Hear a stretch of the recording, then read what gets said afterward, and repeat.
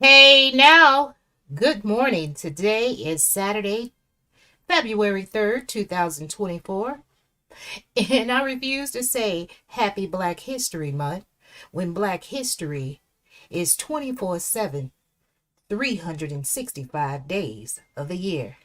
My name is Misbehaving, and the name of this channel is Misbehaving is Fun, where I talk about real people, real problems, and real drama. And baby, I'm a real person and I'm a mother.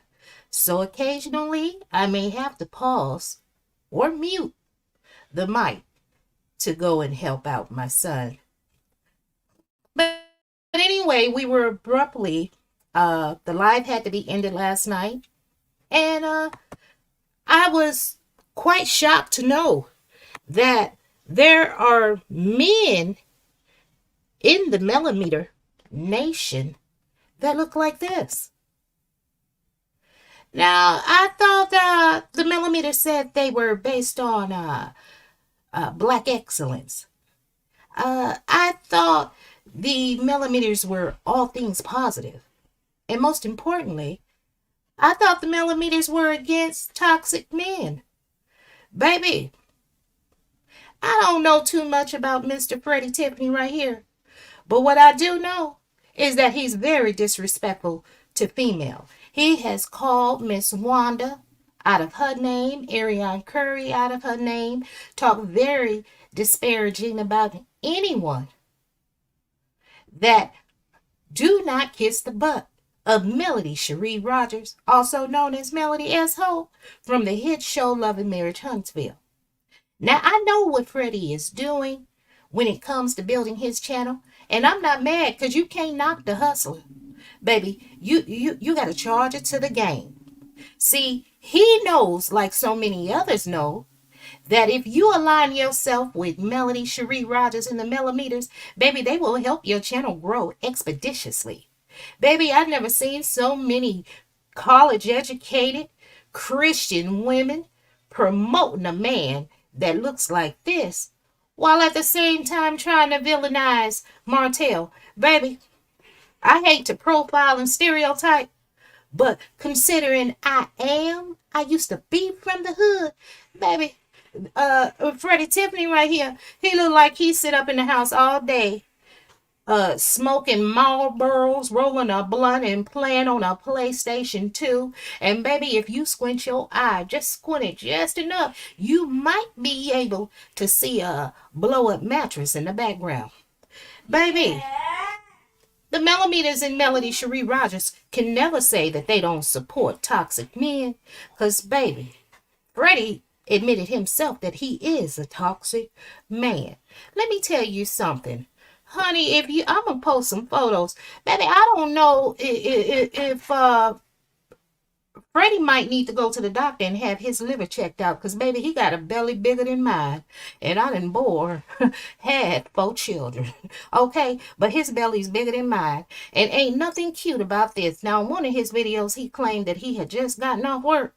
What kind of work is that unless you on a street corner? But even hustlers, street pharmacists, even they get haircuts. Even they dress to the nines. This white t-shirt right here and this unshaven face and that hair that's unkempt, baby, that is the attire of a man that's unemployed, living on a female that's living in subsidized housing and quite possibly getting food stamps. Baby, ain't nothing wrong with it if you need to get it to get up off your feet. But y'all shouldn't be taking care of no man. No, you shouldn't. But baby, let me just give you a warning, Freddie. You better thread lightly, baby.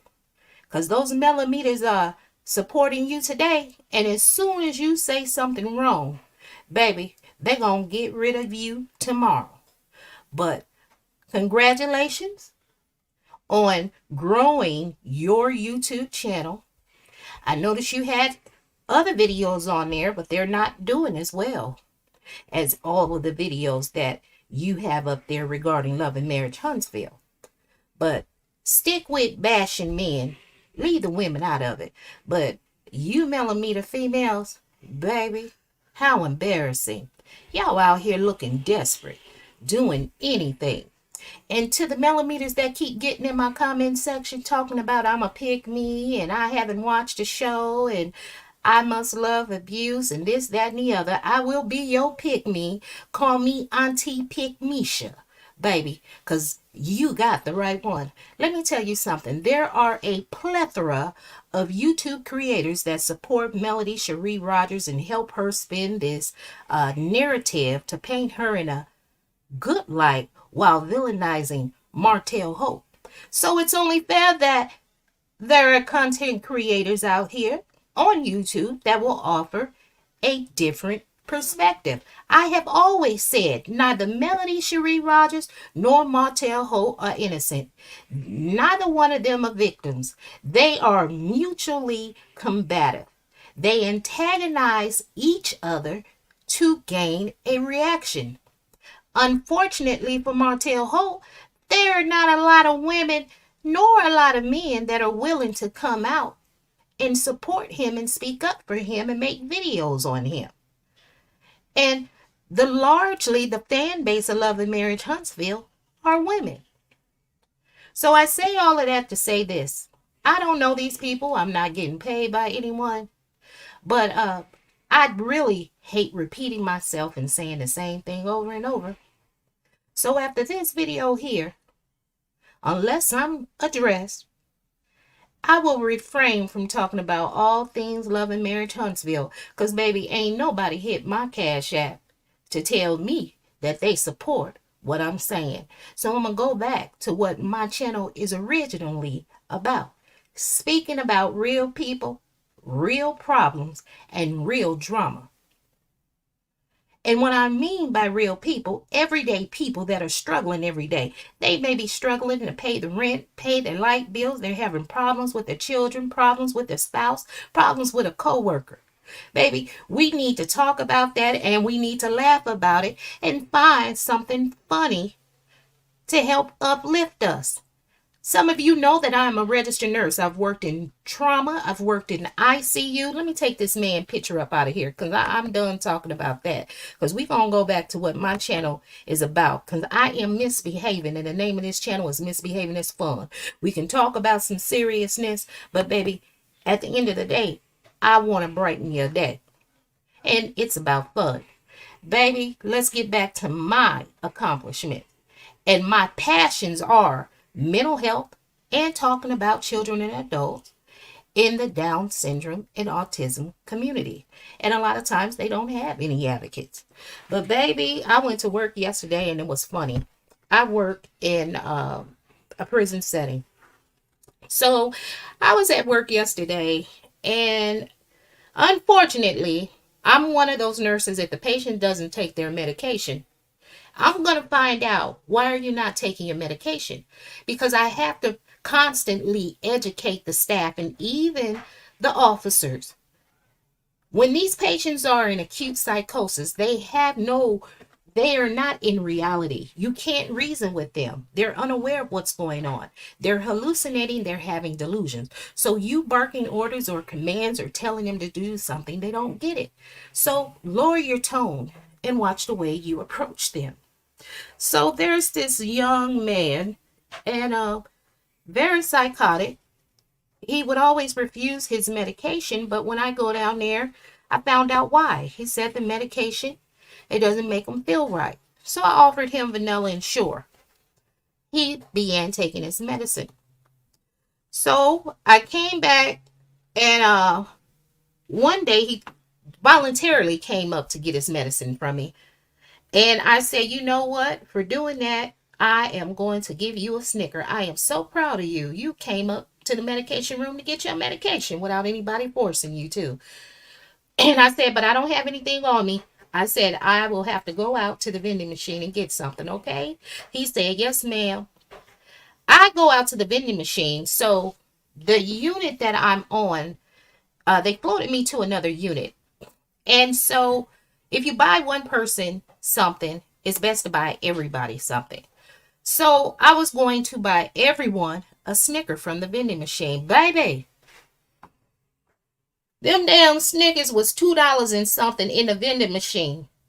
That would have cost me $32. So in my mind, I said, well, I promised this young man a Snicker. I'm going to give him a Snicker. I said, but what I'll do is go to the store and buy a box of Snickers and I'll come back and give it to the other fellas. Baby, I didn't came on back to work. Honey, they tried, baby, they tried to say I was bringing in contraband. I was already at work. I was on, honey. So anyway, I digress. I'm getting ahead of the story. So anyway, I go to work yesterday and that same young man, I call him to come get his vital signs. He comes on out the room to get his vital signs checked and he said, charge nurse. I said, yes. He said, you gonna give me a snack? I said, no. He said, well, no, thank you. And turned around and walked back to his room. I said, wait a minute. You want a snack to get your vital signs checked? I said, and you the reason I'm in trouble, all of y'all. Giving y'all little peanut butter crackers and stuff. And I said, ain't this about nothing? I guess that young man thought about it for a while. And then some of the other patients, some of them that are kind of cantankerous and really don't want to, take their medicine or get their vital signs checked or disrespectful, they were really, really pleasant yesterday. And then I found out is because they heard that I may be getting fired because I had brought in the Snicker. But the Snicker came from the vending machine, so that's the only thing that saved me. So everybody felt bad. And I told them, don't worry about it. As long as I got RN at the end of my name, I will always find a job. I said, but when it comes to patients, you guys need your medication. I said, your goal is to get out and to go home. I said, it doesn't help if you're not taking your medication. It doesn't help if they're having to throw you in a seclusion room or injecting you with medication when all it takes is for someone to listen to find out. And they said, yes, ma'am. So I still got my job, but I cannot give any snacks to the patients, which is unfortunate. And there was a young man. Well, he wasn't a young man. He was probably, well, he is. He's young when you compare him to my age. He's been off his medication and I got report that he had diarrhea. And I said, okay, well, why didn't they put him in the shower to shower him? Well, nobody wants to touch him. So the female officer that was on the floor, she said, call the boys from floor such and such. They'll come and throw him up in the shower. So I said, well, all it takes is for staff to just talk to him, however long it takes. They didn't want to listen to that, and I wasn't the charge nurse on the floor that day. I was the secondary RN. So I had to follow the lead of the charge nurse. So she went ahead and told the officer to call the other officers to come down to the unit. So they came down, and of course, the first thing they said, because you cannot force a patient in the shower unless the doctor writes a forced shower order, and there was none. So the charge nurse for the day, she calls the doctor and let her know what's going on, that the patient is defecating on himself, he's peeing in the hall, he's lying down in the hall, sleeping, and we need to get him in the shower. Now, keep in mind, this doctor is the medical director. So that means this doctor is over all doctors. And the doctor chose not to write the order. She said, let the patient sleep it off. Now, how inhumane is that? A person is lying, and then it's about infection control as well. A person has defecated and urinated on themselves. They're in acute psychosis. They're hallucinating. They're delusional. He has no perception of reality. Then you have other patients walking back and forth through the hall around him. That can disrupt the milieu and set everyone off. It's just so many things wrong with that picture. So I go ahead and I go down there, and it took me, I am not lying, you all. It took me at least 20 minutes. And I know it was longer than that, but it took me at least 20 minutes. I kept talking to him in a low tone, and I called him Uncle. I said, Unc, let's take a shower. He said, no, niece, not with you. I said, no, not with me, Unc. Just to get in the shower. Go and get in the shower.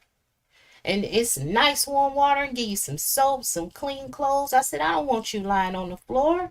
Yeah, and you've got those wet, dirty clothes on you. Don't you want to get cleaned up? It took me at least 20 minutes to do that. I didn't have a key to the shower room, and I don't know why on this unit they don't have a key to the shower room, but on my unit, we do. So I called one of the techs because they were sitting there, they weren't doing anything. And on my floor, I don't run my floor like that. Everybody's going to do something. You don't have that liberty to just sit down and gossip all day when there are patients that need to be helped, because we need to keep the unit safe. So I didn't single out any particular tech. I just said, ladies, can one of you bring your key and come unlock the shower? Nobody moved. They kept talking, even the female officer. I said, excuse me, ladies, can one of you come down here and unlock the shower so he can take a shower? I don't have a key on my ring. So the one tech, she said, I'm not allowed to shower a male. I tell her, I said, I didn't ask you to shower a male. I just asked if one of you ladies, if you could come and unlock the shower room. She said, I'm not showering nobody. I said, that is not what I told you or asked you. I asked for someone to come unlock the shower room. I don't have a key so this patient can bathe. She said, I don't like the way you talking to me. You ain't gonna be talking to me disrespectful. I said, I am not talking to you disrespectful. I am making a statement and I am asking a question. I didn't ask if you could shower this man. I didn't ask any of that. I just asked. I said, come unlock the shower. So she gets up, she comes down there, baby, with that long Brazilian 30-inch wig on. Baby, you shouldn't even have your hair down like that anyway, because these patients can snatch you up by your hair. Your hair should always be pulled up in a bun, a tight hairstyle. Well, a patient can grab you by that. Of course, it's a wig. It's going to come on off. But if it weren't a wig, you should never is long and exposed and somebody can grab it, wrap it around their hand, and drag you in a room somewhere. But anyway, she comes and she unlocks the shower room. But as she's coming, I hear her in the shower room. She was like, I don't know who the fuck she thinks she talking to, but I'll tear this motherfucker up. Don't let the professionalism fool you at the workplace. Now, I let them all know. And when she came out, I said, you can say whatever you want to say, just as long as you don't put your hands on me. She said, I've been with him all day. I work with him all the time. I said, you haven't been doing anything all day but sitting down in that chair talking. I said, and you have been very disrespectful to him. You've talked about how he's defecated on himself, how he smells, but not once have you even tried to help him or assist him. So she goes walking, stomping down. I go ahead. I'll leave this motherfucker. I said, and stop cursing on the milieu. So the charge nurse then steps out of the nursing station to come to see what's going on. Because now this girl, she done took her tail. She done went into the treatment room to go grab her stuff talking crazy. I don't care what these people say. See, I have never worked in a work environment like this where it's so ghetto, just ratchet, just unprofessionalism. I've worked in places. And I don't know if it's a Southern thing. And I hate to put that on the South. But I'm from California. Now, you would have disagreements at work. And if somebody want to beef and fight, they do that off the clock, away from the job, or out in the parking lot. It's never in the hospital or in the jail, prison setting in front of folks. It's never that. But here, baby, these folks up in this prison, they up here fighting each other, having sex with each other. Hell, I've heard they even messing around with the patients. Now, I ain't seen it, but I've heard it. Now, they know I turn stuff in, because I'm finna tell some truth right now today. A lot of these officers don't like me and some of the staff because I happened to be at work a few months ago where an officer got in a fight with a patient. I didn't realize the patient was fighting with an officer. Make a long story short, I went off. I said that is abuse. I'm not going to jail for nobody. I'm not lying for nobody. I am not losing my nursing license for nobody. That is abuse. That is against the law. I mean, I didn't know I had snapped out like that until later on. They were telling me, because there is no reason for you. Once a patient, and I don't care if they are an inmate, to the medical staff, they are patients. Once they get into that seclusion room, that's it. There's no reason for a slew of officers to be up in there or nothing. And I was adamant about that. So, because I'm not well versed in the laws out here in this state, but I'm well versed in the laws of California, I know who to contact. I know what to do. Now, since that has happened, I now know what to do. But what happened was, because they heard I made those statements and I made it to the higher ups as well, the following day, I was threatened by an officer. And so that put me on high alert. I don't know who I can trust. I don't know if I'm going to be set up in this prison for an inmate, a patient to assault me. Do the officers plan to catch me somewhere and assault me? Do they plan on having somebody meet me out in the parking lot in the dark when I get off work to assault me? So my PTSD is triggered and I'm on high alert, and I'm making plans of what I need to have on me at all time, because it's going to take more than one person to take me down, because I'll be damned if they make me an example to the other nurses or other employees at this prison that want to do the right thing and follow the law and treat these inmates and patients with respect. I'll be damned if they make me an example. Because, baby, they going to have it up on that camera. They going to say she was fighting her ass off. And when I fight, I'm not fighting to fight you, baby. I'm fighting to maim. Because in my mind, you were trying to get rid of me. So, baby, that's what it is. So I have gained a reputation that I'm knowledgeable and skilled when it comes to psychiatry, nursing care, nursing skills, and that I'm compassionate, and I'm able to get the patients to comply without having to give them forced medications or putting them in restraint. I've gained that reputation. I've also gained the reputation that if you plan on breaking the law, don't do it in front of me, because charge nurse is going to tell. She's going to tell it. And I will, because I'm not going to tell. I'm not going to protect anyone, because a lot of times when I look at a lot of these patients, those could be some of my family members. I've had family members that have served time in prison, jail, federal. I can only imagine how did they treat my family member while they were in there, and nobody advocated because they were afraid that they would lose their job or because somebody would hurt them. So I love being a nurse. This YouTube is a hobby. I love to vent. I love to talk. I love to visit people's channel and offer my opinion. A lot of times I don't like to say the same thing over and over. There are some stories and topics that I know I can get views from. I don't even touch because too many people have talked about it. Honestly, they're using us as free advertisement, free labor, because none of these shows are paying anybody, at least to my knowledge, and they may be paying some, but this is free advertisements that they don't have to, free publicity. And we're sending viewerships to their channel. So anyway, it's Saturday, February 3rd, 2024. I'm Misbehaving.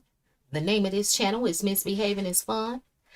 Where, hey, VS, what's up, baby? You got them streets on fire.